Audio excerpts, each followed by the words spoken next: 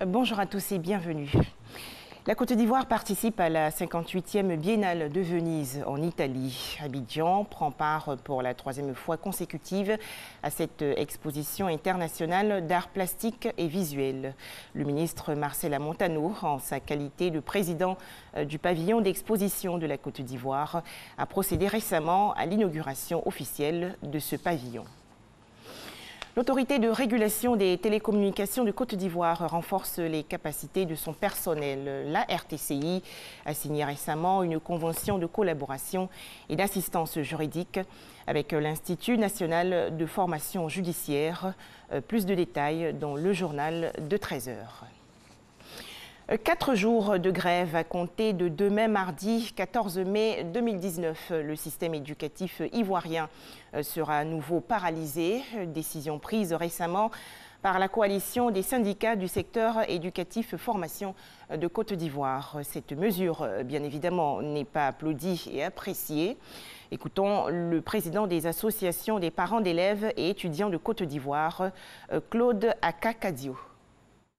L'année scolaire 2018-2019 a été fortement perturbée par une longue grève depuis février 2019 qui a duré plus de 2 mois.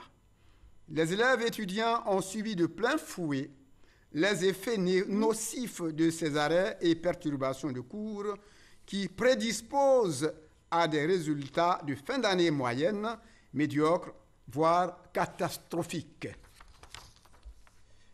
Sous la haute autorité et la présence effective de son Excellence, Monsieur le Premier ministre, ministre du Budget et du Portefeuille de l'État, accompagné de 6 autres ministres, dont le ministre de l'Enseignement supérieur et de la Recherche scientifique, le ministre de l'Éducation nationale, de l'Enseignement technique et de la formation professionnelle, du ministre de la Fonction publique, ont reçu l'ensemble des syndicalistes, y compris la COSEPSI, le 5 avril 2019 pour trouver des solutions aux revendications nouvelles portées au gouvernement.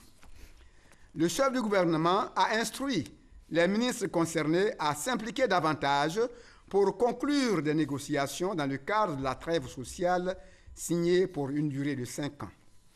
Suite à cette rencontre, le mot d'ordre de grève de la COSEPSI a été suspendu.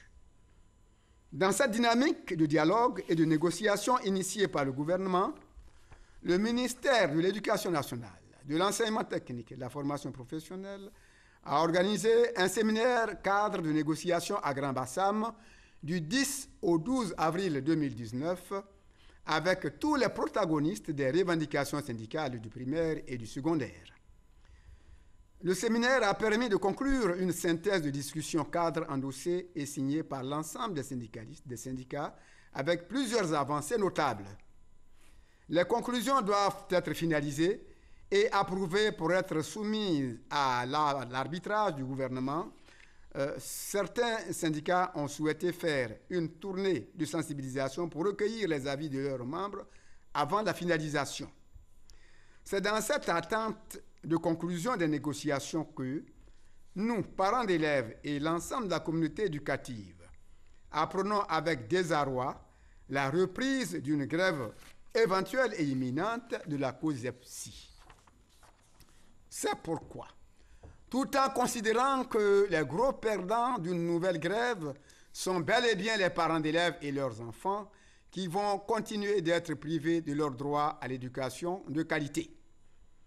Nous, collectif des associations des parents d'élèves étudiants de Côte d'Ivoire, appelons et interpellons donc ici la COSEPSI de surseoir à cette grève qui risque de ruiner tous les espoirs des parents d'élèves qui ont consenti d'énormes sacrifices pour la réussite de l'année scolaire de leur progéniture et de faire confiance au cadre de négociation en cours avec le gouvernement.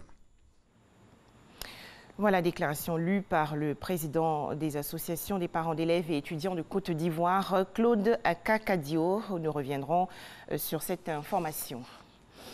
Hors de chez nous, la situation au Burkina Faso. La classe politique burkinabé a condamné fermement et unanimement l'attaque hier d'une église catholique à Dablo, dans le centre-nord du pays. 6 personnes, dont le prêtre, ont été tuées. Les assaillants sont arrivés dans l'édifice alors que débutait la messe. À noter que c'est la première fois qu'une église catholique subit une attaque terroriste au Burkina Faso.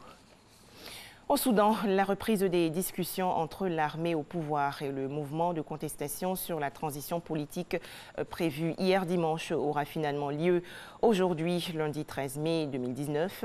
Annonce faite par un porte-parole de la coordination des protestataires. Enfin, c'est parti. La campagne pour les élections européennes du 26 mai prochain débute aujourd'hui. Cette campagne devrait s'animer avec la multiplication de débats télévisés et autres spots audiovisuels soigneusement minutés. 13h, le journal. Merci de nous avoir suivis.